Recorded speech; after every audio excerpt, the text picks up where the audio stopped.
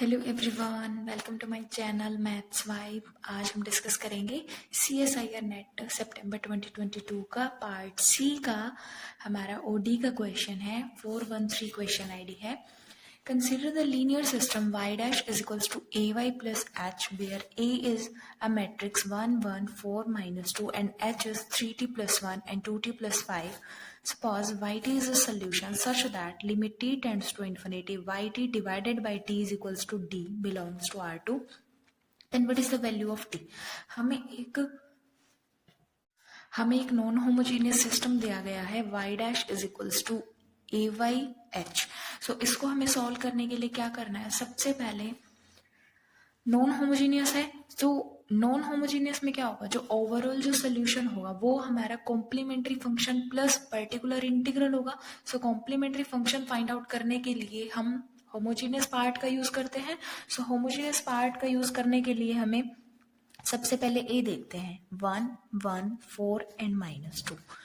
जो ये हमारी ए है इसकी हम आइगन वैल्यूज फाइंड आउट करेंगे, देन उनके corresponding eigen functions find out करेंगे, देन हम CF लिखेंगे a minus lambda I determinant is equals to 0। जब हम ऐसा करेंगे तो इसकी जो आइगन वैल्यूज हो वो होंगे हमारे 2 एंड -3।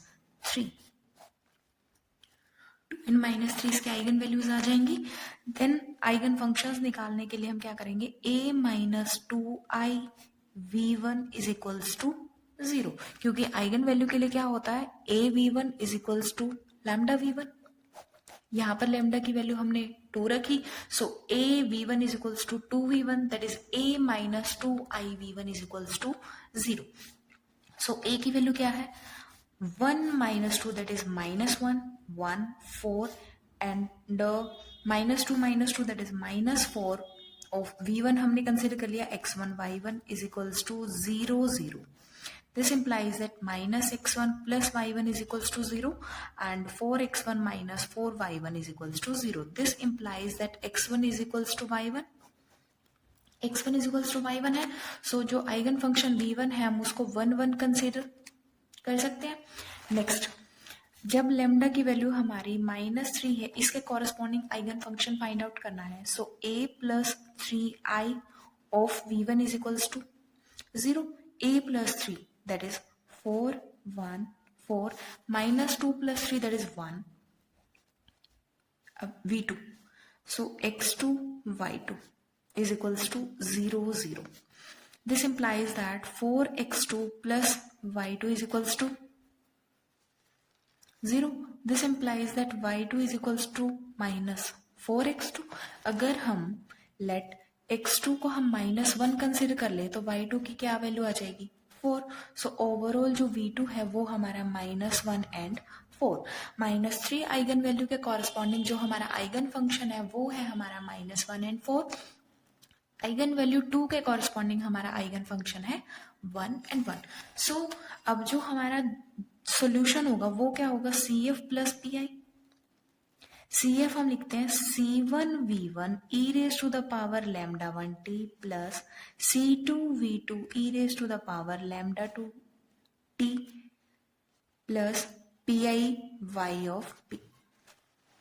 ठीक है, सो C1 v1 की वैल्यू क्या गिवन है? 1 1 e raise to the power 2t plus C2 v2 की value -1 4 e raise to the power -3t plus y of p। ये हमारा सॉल्यूशन है। h कैसे दिया गया है? 3t plus 1 and 2t plus 5। इसको हम ऐसे लिख सकते हैं 3 2t प्लस 1 5। इस तरीके से हम इसको लिख सकते हैं। तो अब जो हमारा पर्टिकुलर इंटीग्रल है वो भी हम इसी तरीके से कंसिडर कर लेते हैं।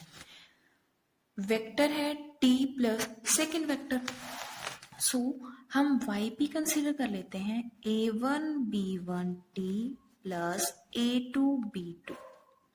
अगर हमारा गिवन क्वेश्चन में जो नॉन होमोजेनियस पार्ट है, अगर वहां पे ये अगर इस h में t के प्लेस पर साइन फंक्शन, कोस फंक्शन या साइन हाइपरबोलिक या कोस हाइपरबोलिक या एक्सपोनेंशियल फंक्शन भी गिवन होता तो भी हम उसी के अकॉर्डिंग हम अपना पर्टिकुलर सॉल्यूशन कंसीडर करते, टी था तभी हमने यहाँ पर टी कंसीडर किया, otherwise sine function cos function होता तो हम टी के प्लेस पे साइन फंक्शन या कॉस फंक्शन कंसीडर करते। अब ये हमारा सोल्यूशन है।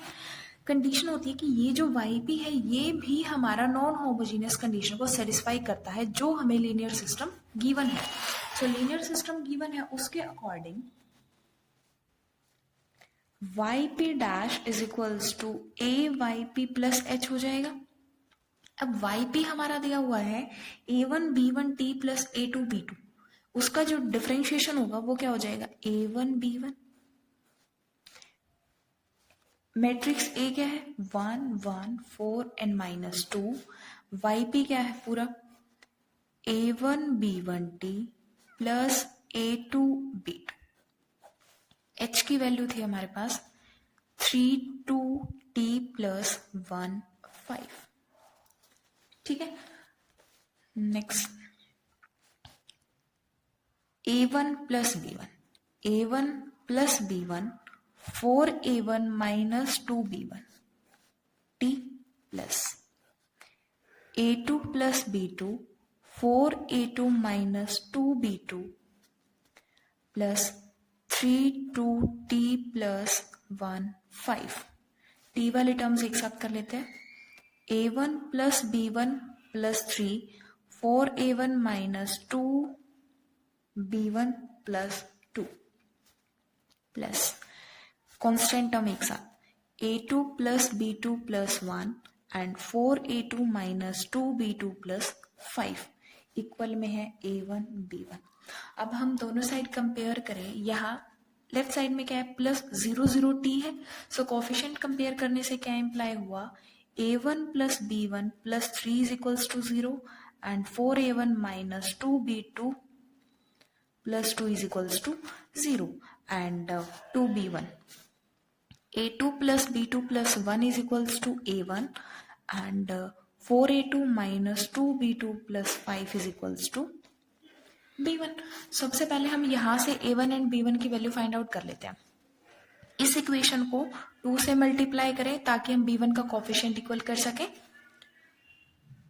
सो क्या आ जाएगा 2A1 plus 2B2 plus 6 is equals to 0। Cancel करने के लिए हमें ऐड कर दें इनको। 6A1 plus 8 is equals to 0, A1 is equals to minus 8/6 that is minus 4/3। A1 की वैल्यू आ गई। अब B1 की वैल्यू क्या होगी, B1 फर्स्ट इक्वेशन से B1 is equals to -3 minus A1 that is -3 minus of this, so -3 plus 4/3 that is -5/3।